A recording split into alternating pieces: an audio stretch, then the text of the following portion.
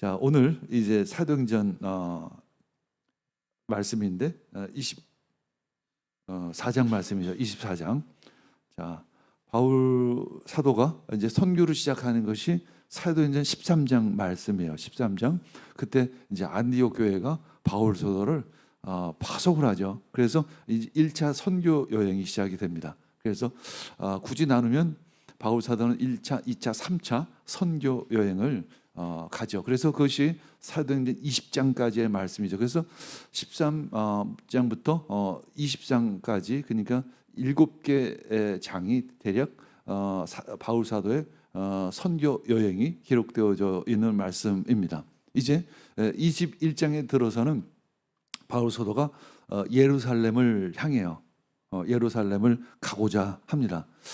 그 가운데 핍박과 결박이 기다리고 있다는 많은 예언이 있었음에도 불구하고 바울 사도는 예루살렘을 그렇게 가고 싶어 해요. 왜 예루살렘을 그렇게 가고 싶어 할까? 성경에 나와 있는 이유는 첫 번째는 구제 헌금을 전달하기 위한 목적이에요. 왜냐하면 당시에 예루살렘에 큰 기근이 있었기 때문에 예루살렘 교회 성도들에게 구제 헌금을 전달하고자 했죠. 마게도니아 지역에 있었던 많은 교회들이 이제 헌금을 모아서 구제 헌금을 전달하고자 했었습니다. 두 번째 이유는 예루살렘 교회와 이제 이방인 교회의 연합. 그동안 이제 바울 사도가 한 10여 년 오랫동안 예루살렘을 가지를 못했어요. 그러다 보니까 아무래도 예루살렘 교회와 이제 이방인 교회가 어떤 보이지 않는 간격이 있을 수밖에 없죠.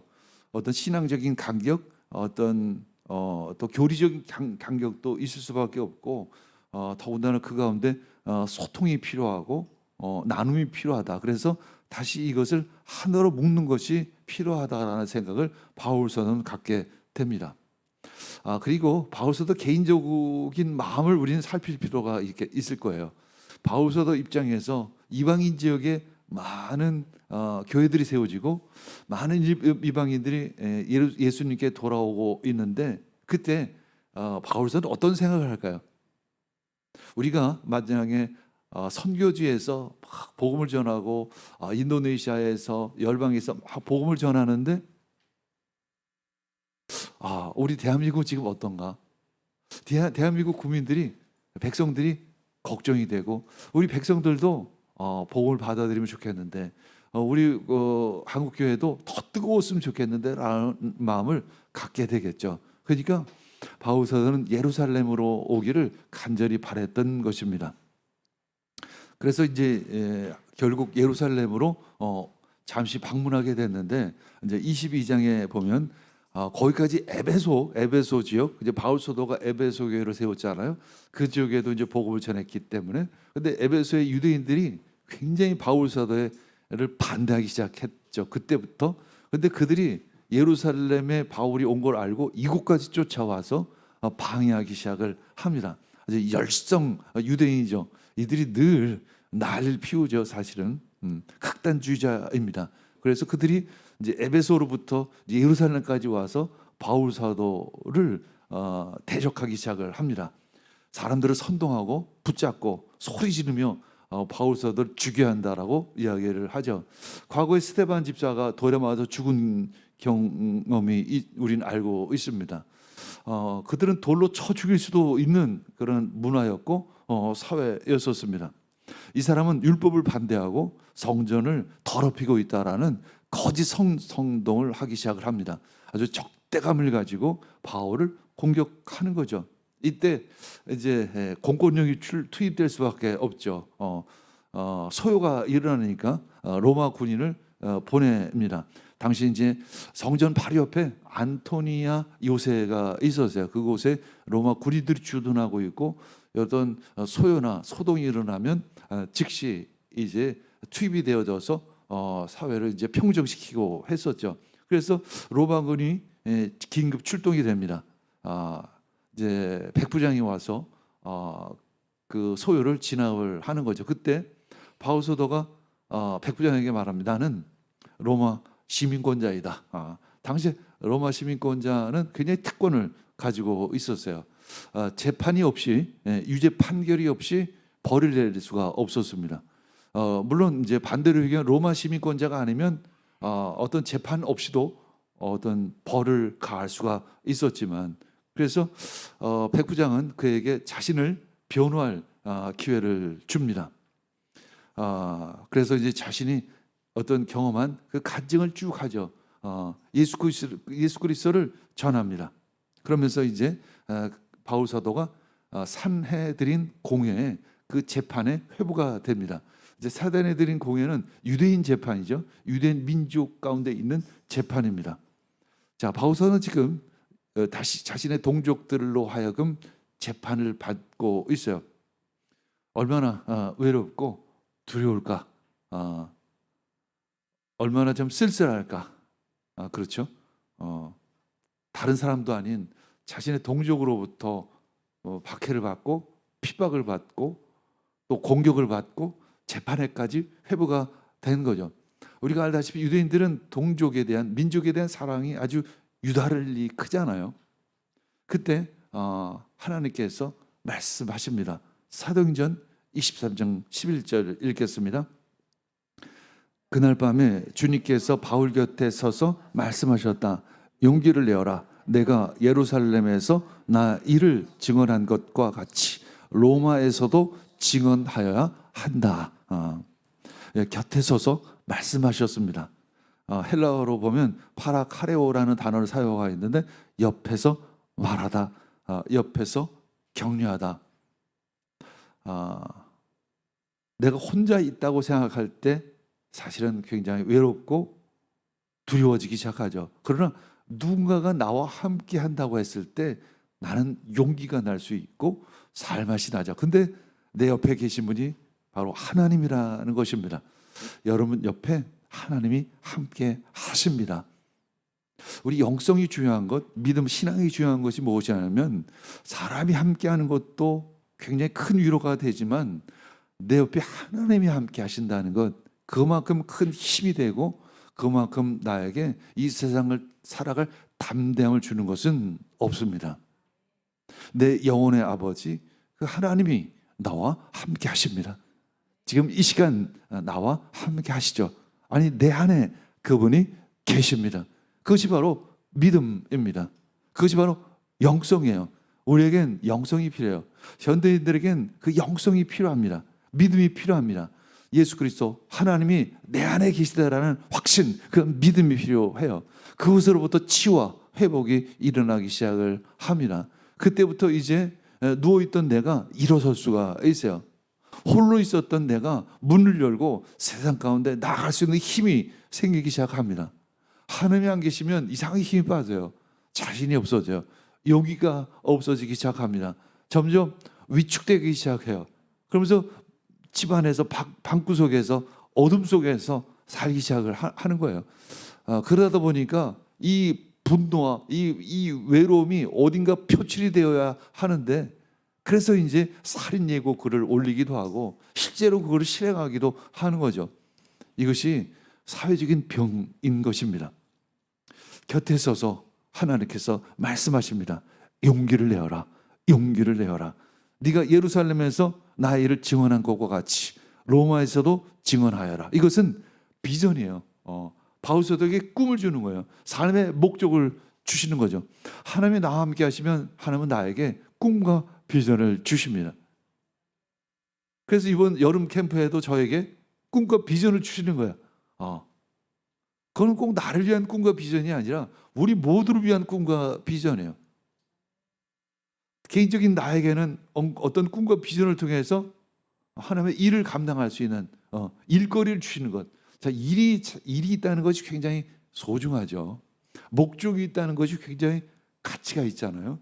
나 개인에게는 그런 꿈과 비전이 생기고 또 우리 공동체에게는 공동체적인 꿈과 비전이 생기는 것입니다.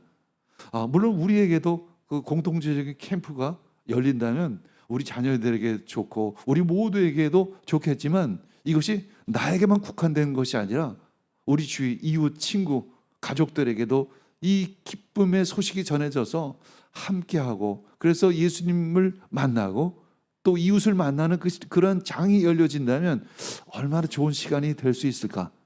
그런 것들을 막 꿈꾸는 거죠. 그것을 상상하는 것입니다. 그것을 생각하는 거예요. 그러면서 사람이 목적이 생기는 것이죠. 그러면서 사람이 살만한 이유가 생기기 시작을 하는 것입니다. 더더군다나 젊어서는 출세해야지, 뭐 성공해야지, 뭐 집 사야지, 아파트 사야지, 뭐 출세, 뭐 이런 것으로 살아요, 사실은. 그러나 나이가 이제 50이 넘어가고 60이 되고 이제 은퇴하기 시작하면 그러한 목적은 다 사라지기 시작을 해요. 또 다른 목적이 있어야 하는 것이죠. 그것이 바로 어떤 의미에서 크게 얘기하면 선교이고, 또 작게 얘기하면 이런 공동체를 만들면 좋겠다, 그런 캠프를 통해서 내가 이웃들을 섬기면 참 좋겠다라는 마음, 그것이 삶의 목적이 되는 것입니다. 그때 목적이 있을 때 늙질 않아요.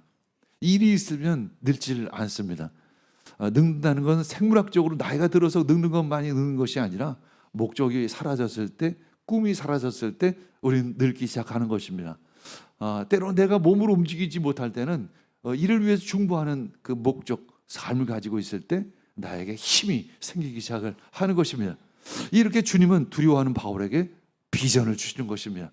내가 함께 한다는 그 위로의 말씀과 함께 비전과 꿈을 하나님께서 주시는 것이죠. 이것이 우리 현대인들에게 꼭 필요한 메시지 있는 것이죠. 우리는 복음을 전해야 합니다. 우리 예수 그리스도를 전해야 합니다. 이제 정식 재판, 이 공회에서도 해결이 되질 않아요.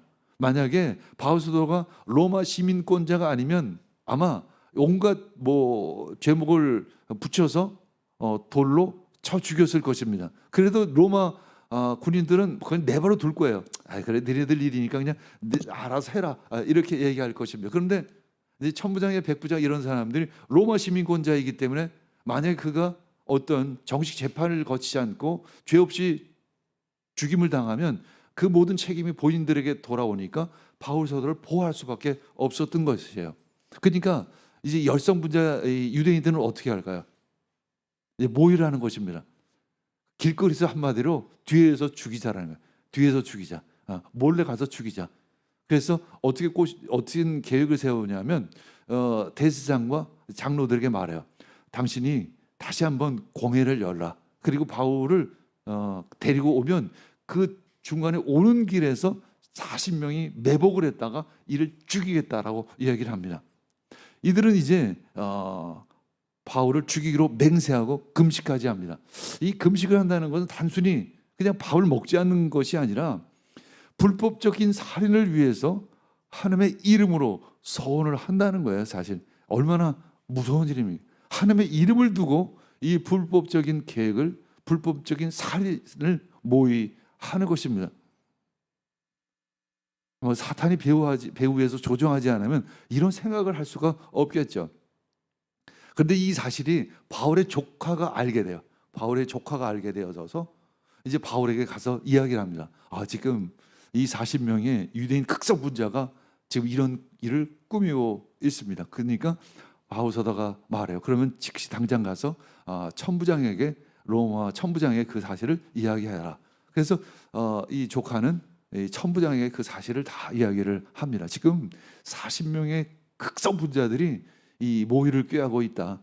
그래서 공회를 열어서 바울이 이제 이동하는 순간에 중간에 바울을 죽이려고 한다. 그랬더니 천부장이 말합니다. 알았다. 근데 이 사실을 너 아무에게도 이야기하지 말라고 얘기하면서 이제 천부장은 이제 바울을 가이사랴로 이동시킵니다. 가이사랴에 누가 있냐면 로마 총독이 있어요. 총독이 있기 때문에 총독으로 보내서 정식 재판을 받게 하려는 것이죠. 그래서 470명의 군사들을 로 하여금 호송을 맡겨서 가이사랴까지 이동시키는 것이죠. 이제 바울은 가이사랴로 호송되어져서 총독 벨릭스 앞에 서게 됩니다. 이제 바울이 이제 헤롯 궁에 한 닷새 정도 구금이 돼요. 닷새 뒤에 이제 재판이 열립니다. 이제 대제사장 아나니아가 변호사 한 사람을 데리고 옵니다. 그가 바로 더둘로예요. 더둘로라고 하는 변호사를 데리고 옵니다. 자, 24장 5절 6절 읽겠습니다. 우리가 본바로는 이 자는 연병 같은 자요 온 세계에 있는 모든 유대 사람들에게 소란을 일으키는 자요 나사렛 도당의 우두머리입니다. 그가 성전까지도 더럽히려고 하므로 우리는 그를 붙잡았습니다. 이렇게 더둘로라는 법정 대리인 변호사가 이렇게 고발을 하는 거죠. 우리가 본 바로는 이는 전염병 같은 자다. 전염병. 왜 그들 입장에서 보면 바울서의 입을 통해서 복음이 전해져서 많은 유대인들이 회심을 하고 유대교를 떠나서 우리 식으로 표현하면 기독교로 돌아오기 때문에 이들은 굉장히 두려워할 수밖에 없는 거예요. 그래서 그들 입장에서 바울서는 전염병 같은 자다 이렇게 표현을 하는 것이죠. 그리고 나사렛 도당의 우두머리, 바로 이제 나사렛 도당이라고 하는 것은 요즘 얘기하면 기독교를 얘기하는 거죠. 교회, 기독교 도당의 우두머리이다. 그가 성전까지 더럽히고 있다. 그리고 중요한 것은 뭐냐면 소란을 일으키고 있다는 거죠. 다른 것들은 다 종교적인 이유예요. 종교적인 이유는 사실은 로마에서 간섭할 일은 아닙니다. 근데 사회를 소란시키는 것, 사회를 소란시키는 것, 사회를 소유시키는 것은 로마 입장에서 굉장히 예민하게 보는 부분들이에요. 데모가 일어나거나 어떤 소요가 일어나는 것은 대단히 로마 입장에서는 예민하게 생각하는 부분이죠. 자, 사도행전 24장 10절 읽겠습니다. 그때 총독이 바울에게 말을 하라고 머리를 끄덕이니 바울이 대답하였다.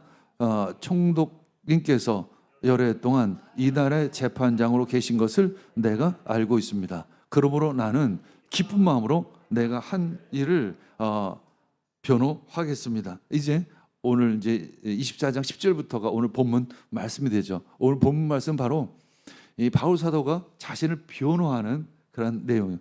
자신을 총독 앞에서 이제 더둘로의 고발에 대해서 자신을 변호하는 내용입니다.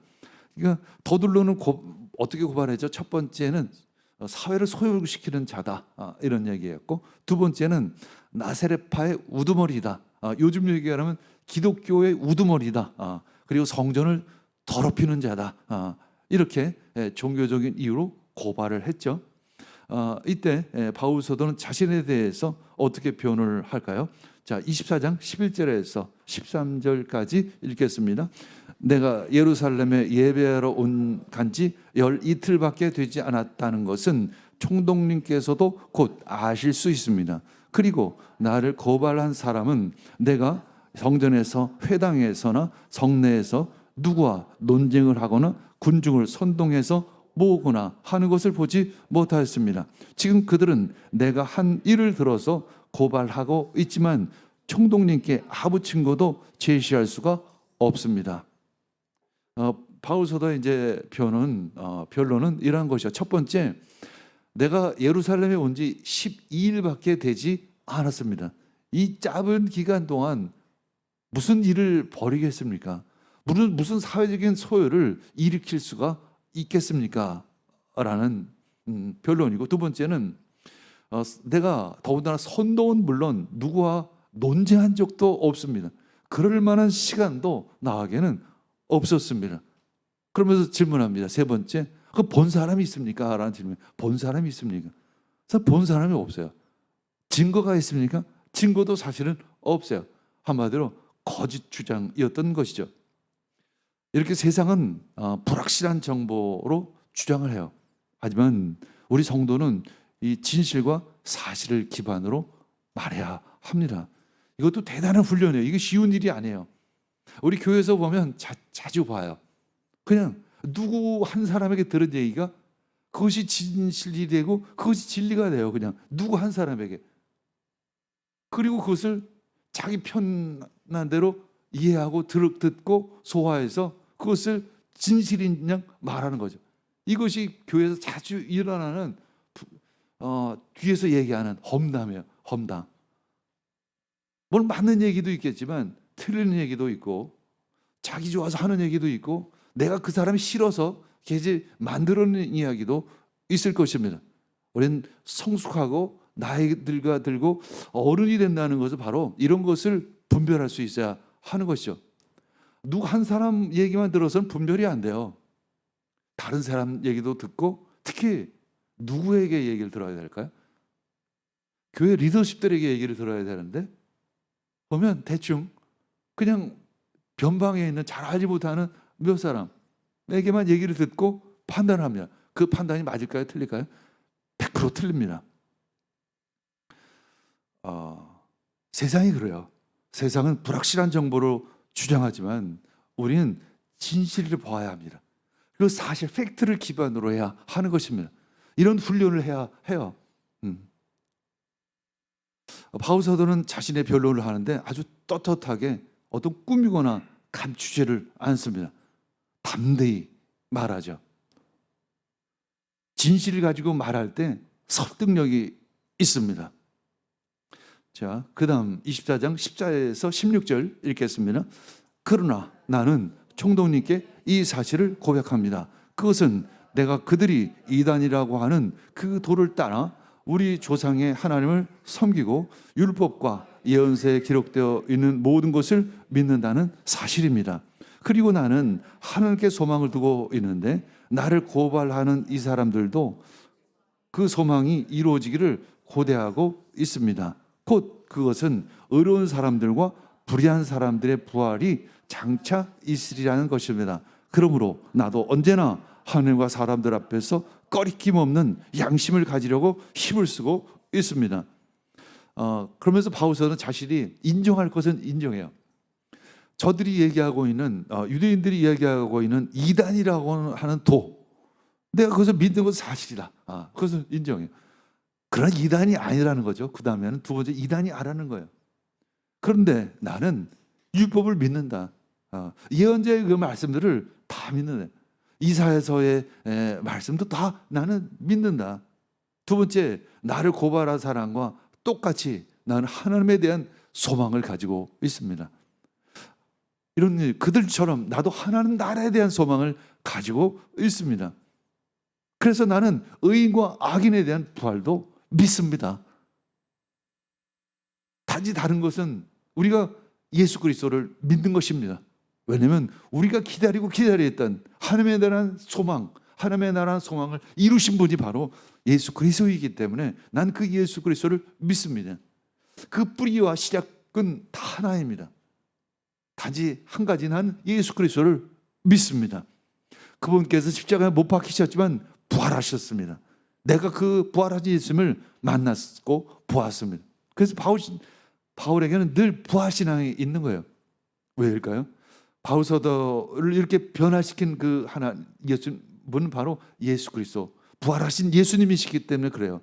어디에서? 그 다메섹 도상에서 바울서도는 그때 예수를 믿는 그 도를 따르는 자를 핍박하고 체포하고 죽이기 위해서 다메섹을 향하고 있었습니다. 근데 그때 부활하신 예수님께서 바울에게 나타나서 바울아, 바울아, 너는 왜 나를 핍박하느냐? 이렇게 오셔서 말씀하신 것입니다. 바울 사도 입장에서는 그것이 평생 간증이었던 것이죠. 평생 간증인 것입니다. 저도 평생 간증이 있잖아요. 30여 년 전에 오셔서 만나주신 그 하나님, 그 만남 때문에 사실은 제 인생이 완전히 바뀐 거예요. 제가 이렇게 살 이유가 없어요. 사실 제가 목회를 할 이유도 없어요. 그렇죠? 내가 가나안 영성 캠프를 생각할 이유가 없어요. 니아스 미션을 생각할 이유가 없어요. 근데 그때 만난 그 하나님이 나의 사랑을 전하라. 그리고 많은 기적들을 보여주셨습니다. 엄청난 기적들을 보여주셨어요. 그래서 나는 그것을 믿을 수밖에 없는 것이죠. 마치 그런 것처럼 나도 나를 고발한 사람과 똑같이 나는 하나님을 소망합니다. 하나님 나라를 소망합니다. 고로 나는 꺼리낌 없는 양심을 가지고 살려고 참 애를 쓰고 있습니다. 그거죠. 그렇습니다. 우리가 그렇죠. 우리도 참 애를 쓰고 있습니다. 신앙의 삶, 믿음의 삶, 말씀의 삶을 살려고 참 애를 쓰고 있습니다. 여기서 꺼리낌이 없다는 것은 마치 운동 경기를 앞두고 있는 운동선수처럼 꺼리낌이 없기를 늘 힘쓴다는 의미입니다. 우리는 힘써야 해요. 그냥 신앙생활을 그저 가만히 해서는 안 돼요. 그냥 들리는 대로 듣고 그냥 편협된 생각으로 판단해버리고 하는 것이 아니라 애써야 하는 거예요. 진리를 찾기에 애써야 하는 것입니다. 누구 한두 사람의 말만 듣고 쉽게 판단하는 이 유대인 열성분자처럼 그런 모습이 되지 않기를 원합니다. 진짜를 알기 위해서는 여러 사람들로부터 이야기를 들어야 돼요. 특히 리더십으로부터도 이야기를 들어야 하는 것이죠. 그래야만 진실에 가까워질 수가 있습니다. 그리고 기도해야 합니다. 하나님, 도대체 나에게 진실을 알려주시옵소서. 진리를 알게 해 주시옵소서. 그래야만 이 꺼리낌으로 걸려 넘어지를 않는 것입니다. 바로 그 의미예요. 힘쓰고 있다는 것이 바로 그것입니다. 걸려 넘어지지 않도록 늘 힘써야 하는 것입니다. 우리가 이 세상에 살 동안은 늘 우리를 시험거리가 있어요. 사실 시험거리가 있습니다. 근데 가보면 시험거리는 늘 있지만 걸려 넘어지는 것은 그 사람의 문제예요. 그 사람이 그런 씨앗을 가지고 있어요. 사실은 그런 씨앗이 있어요. 그런 성향이 있어요. 사실. 그래서 그런 이야기를 듣고 싶어 해요. 사실은 그런 이야기를 듣고 싶어 해요. 이상하게 그래요. 하나님의 음성, 하나님의 말씀, 진리, 진실을 듣기보다는 그냥 왜곡된 말을 듣기를 좋아해요. 그러다 보니까 결국은 넘어지는 것입니다. 우리는 들은 이야기가 아니라 진실을 말하는 훈련이 필요합니다. 자기 변명보다 진리를 말하는 습관이 필요해요. 이것이 바로 훈련입니다. 늘 자기를 돌아봐야, 늘 자신을 돌아보는 시간이 갖기를 원합니다. 자, 24장 17절에서 20절 읽겠습니다. 나는 내 결혜에게 구제금을 전달하고 하나님께 제물을 바치려고 여러 해 만에 고개 돌아왔습니다. 그들은 내가 제물을 바치는 절차로 성전에서 정결 예식을 행하는 것을 보았을 뿐이고 내가 작당을 하거나 소동을 일으키는 것을 보지 못하였습니다. 그 자리에는 아시아에서 온 몇몇 유대 사람이 있었는데 내가 한지를 들어 고발할 것이 있으면 그 사람들이 총독님 앞에 나타나서 고발했어야 마땅할 것입니다. 그렇지 않으면 내가 의회 앞에 끌려가서 섰을 때 이 사람들이 내게서 무슨 잘못을 찾아내는지 그것을 말하라고 해 보십시오. 이제 계속 바울서는 변론을 합니다. 첫 번째, 나는 내 민족을 사랑합니다. 그거예요. 내 민족을 아낍니다. 나는 소요를 일으키거나 뭔가 대모를 일으키거나 그것을 위해서 예루살렘에 온 것이 아닙니다. 내 결혜가 기근으로 굉장히 어려움 가운데 처해 있기 때문에 그 구제금을 전달하기 위해서 온 것입니다. 그리고 더불어서 하나님께 예물을 드리기 위해서 여러 해 만에 고교에 돌아왔습니다. 그래서 제물을 바치는 절차를 거치기 위해서 정결 예식을 행했습니다. 나는 예배자입니다. 난 예배드리기 위해서 성전에 온 것이지 그래서 소동을 일으키거나 소요를 일으키기 위한 목적이 아닙니다. 아무도 내가 그런 일을 한 것을 보지를 못했을 것입니다. 근데 한 가지 내가 총독에게 이야기한다면 아시아에서 온 몇몇 사람이 있어요. 에베소로부터 늘 나를 쫓아다니면서 괴롭히는 사람이 있습니다. 그들이 나를 체포하고 소요를 일으키고 작당을 해서 이 공회에 넘기게 됐는데 공회에서도 사실 그들이 한 얘기 별로 없습니다. 그럼 고발을 할 것이 있으면 그 에베소에서 온 사람이 지금 이 자리에 있어야 할 터인데 이 자리에 그 사람들이 없지 않습니까? 진짜 고발할 사람이 이 자리에 없고 엉뚱하게 나를 보지도 못한 대제사장이 와서 나를 고발하고 있는데 이것이 도대체 말이 됩니까? 라는 이야기를 하는 것이죠. 다만 자신이 이렇게 재판을 받고 있는 이유는 부활신앙 때문입니다. 부활신앙 때문에. 바로 종교적인 이유 때문에 내가 이렇게 재판을 받고 있습니다. 바울서에게는 늘 이 부활신앙이 자리 잡고 있어요. 부활. 담에색 도상에서 만난 그 예수 그리스도. 그래서 이 바울은 힘들고 어려운 시간, 핍박과 고난 가운데 있지만 담대히 그 부르심에 응답하고 예수 그리스도를 전할 수 있는 힘이 있는 이유는 바로 무엇 때문일까요? 바로 그 안에 부활신앙이 있기 때문에 그래요. 부활신앙. 예수님이 십자가에 못 박히셨지만 예수님 부활하셨다는 거예요. 바울서도 자신이 십자가에 못 박히는 고난을 당하고 있지만 부활을 소망이 있기 때문에 담대히 이것을 감당하는 거죠. 그래서 바울은 십자가를 두려워하지 않는 거예요. 부활이 있기 때문에. 우리가 힘들고 어렵지만 그럼에도 불구하고 부활 신앙을 잡고 있기 때문에 그것이 나에게 소망이 되는 것입니다. 부활의 소망을 가지고 이 땅을 살아가는 여러분이 되기를 축복합니다. 그러면서 예수 그리스도를 전하기를 원합니다. 복음을 전하기를 원합니다.